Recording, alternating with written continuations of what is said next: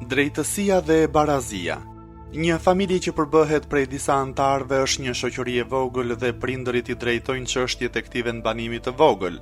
Sikur që udhëheqja e shtetit nuk është e mundur pa drejtësi dhe barazi, ashtu edhe drejtimi i familjes nuk është i mundur pa këta faktor shoqërues të ashtu quajtur drejtësi dhe barazi për të gjithë. Dashuria dhe mshuria, vetë sakrifikimi dhe bashkimi janë të mundur vetëm në një mjedis të drejtësisë dhe të barazisë. Fëmijët do të fitojnë rritjen e duhur në këtë atmosferë.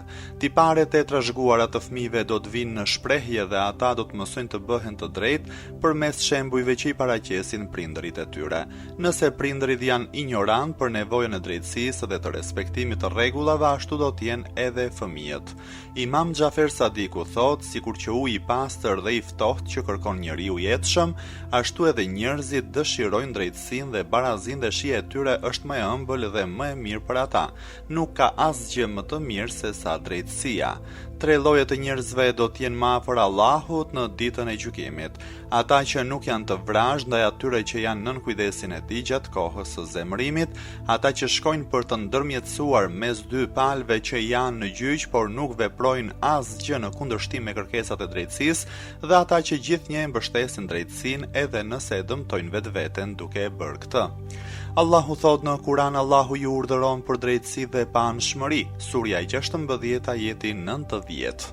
Prindërit e drejtë i trajtojnë të gjithë fëmijët në mënyrë të barabartë, ata nuk i japin përparësi të veçantë ndonjë fëmie të caktuar, qoftë vajzë apo djalë, i bukur apo i shëmtuar, i aftë apo mesatar. Prindërit kanë dashuri dhe ndjenja të njëjta për të gjithë. Ata japin trajtim të njëjtë gjithë fëmijëve të tyre. I dërguari i Islamit ka thënë: mbani drejtësinë për të gjithë fëmijët njëjtë, edhe nëse ndonjëri prej tyre nuk është prezent. Nëse dëshironi t'i trajtoni me drejtësi dhe dashuri të njëjtë të gjithë fëmijët tuaj, atëherë jepuni trajtimin e njëjtë të gjithëve. I dërguari kishte vërejtur një person që ishte i dhënë më shumë mbas një fëmije se sa të tjerët.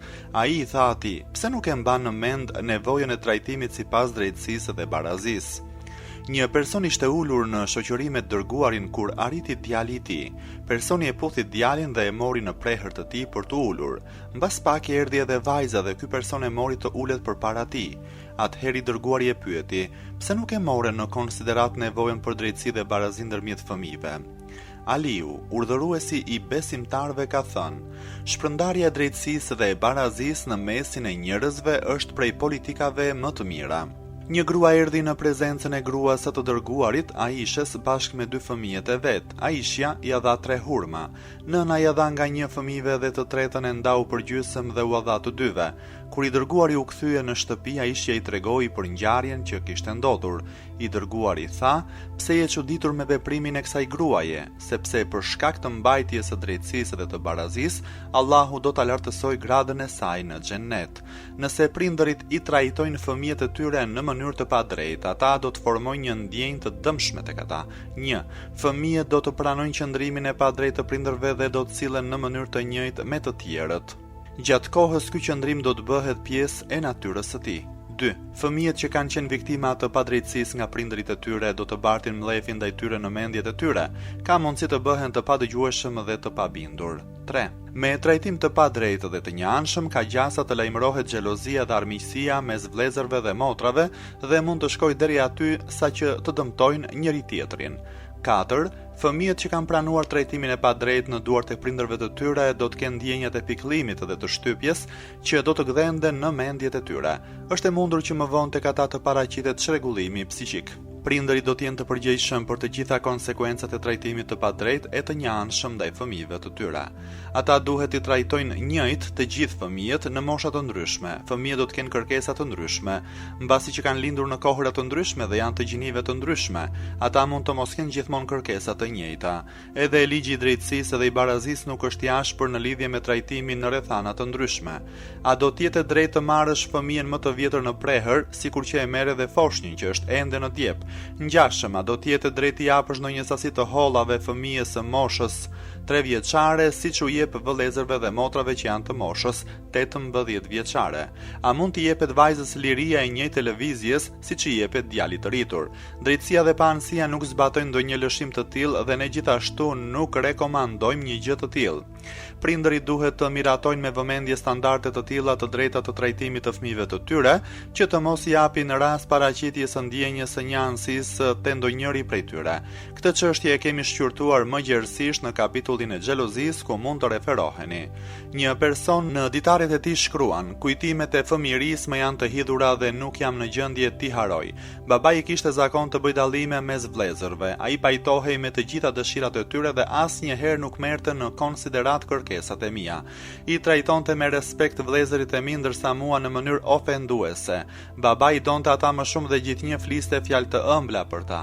Si rezultat i këtij trajtimi unë fillova të mendoja se babai dhe vëllezërit e mi nuk ishin të mirë. Ndonjëherë mendoja edhe për hakmarrje ndaj babait për shkak të sjelljes së tij të keqe ndaj meje. Me gjendjen time të brengosur preferoja të qëndroja në vetmi. Fillova të pështyja dhe t'i nxija muret.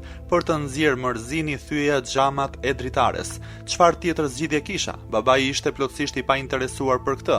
Ai nuk dinte se shkaku i veprave të mia ishte vetëm dëmtimi i interesit të tij.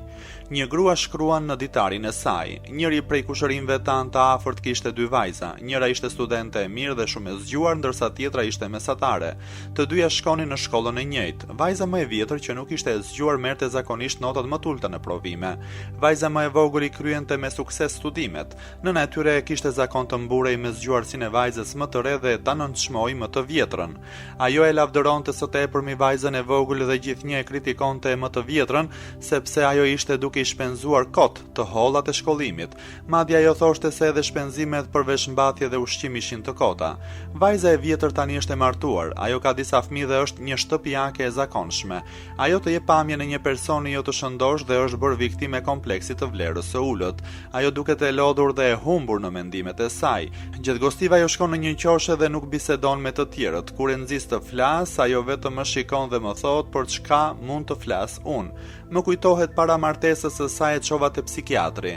Mbas një sesioni të gjatë, mjeku tha se asaj nuk i mungon asgjë. Në fakt, prindërit e saj janë të smur që nuk e kanë trajtuar mirë dhe e kanë sjellë në këtë gjendje të vështirë. Një herë mjeku e pyeti: "A mund të zjeni gjell?" Ajo filloi të qaj dhe u përgjigj po, por sa herë që unë zija ndonjë gjell, prindërit më thoshin se motra ime e zjen më mirë.